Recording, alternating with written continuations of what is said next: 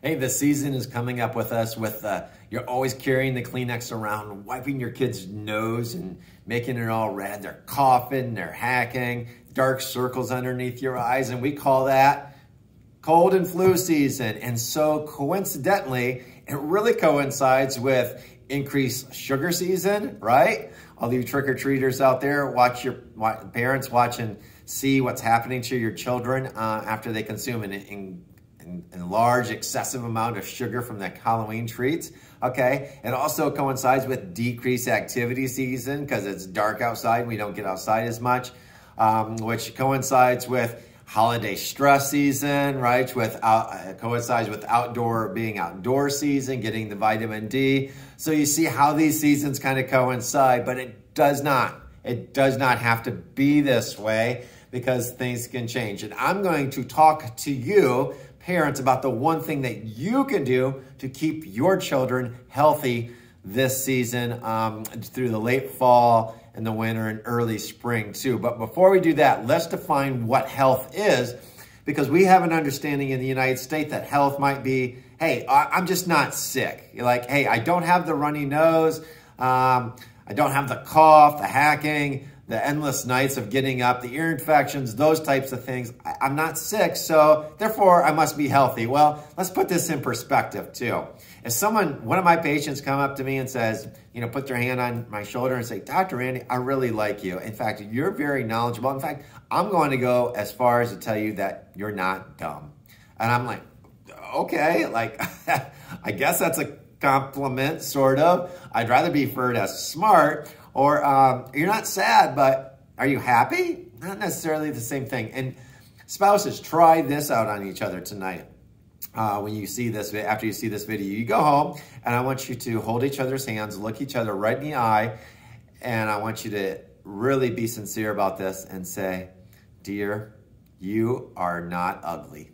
Well, see how well that goes over. So you see, we have to be proactive in our approach to health. And so that means we have to strive for health. And striving for health is my definition of wellness. When you strive to be healthy, you're being proactive. You're taking action to be proactive to do that. And look at your kids, and this is really honed into you, but your kids are watching you. They're watching you, what you eat. And actually goes on to beyond what you eat. I didn't even go beyond what you buy. And that's going to be another video coming up in this series about kick the sick and staying healthy. So they're watching what you eat, and then they're also watching how you handle stress. How do you handle the holiday stress, the shopping, the running around, the extra holidays, the things out of the norm that are out of your routine? How are you handling that? Because your children are watching that too.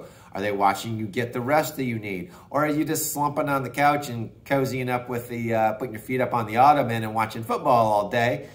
So, those types of things, your children are going to watch you. And don't think that your teens are watching you either. I mean, they might be in their own world, but, obviously they're a lot less impressionable than the younger kids, but the younger kids are still watching you too. And so the number one, I can tell you when parents come in to ask me, what's the best thing I can do to raise a healthy child?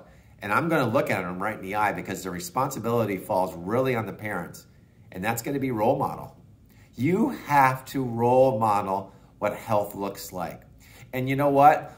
People sometimes ask me, well, how do I do? What do I eat? You know what? I went to kindergarten classes to talk about, wellness and health. And I asked them what 5 things that healthy people do, or what are some things that healthy people do? They knew it. They need to eat and even knew that eating organic raw vegetables was better than eating inorganic cooked vegetables. Vegetables are still good, but they even knew. They knew that eating fresh fruit is a lot better than drinking Kool-Aid, right? Or drinking Pepsi or Pops, or I don't mean to pick on you, Pepsi, but you're a Pop. And so they know this, and you do too.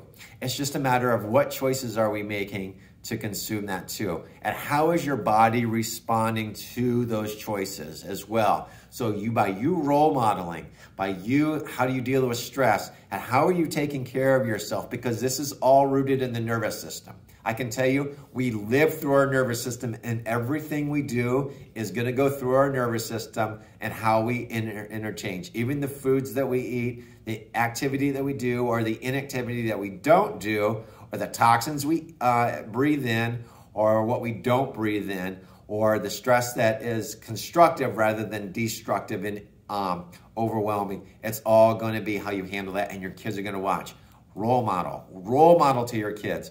Role model good health habits, and you will see your kids be much more active. They'll see their kids thrive during this we call cold and flu season. All right? Hey, I'm Dr. Randy Wirtz. If you have any questions at all regarding your children's health, your health, let me be a resource to you. That's what I'm here for. Until then, God bless. Get outside and play. Bundle up, though. Bye-bye.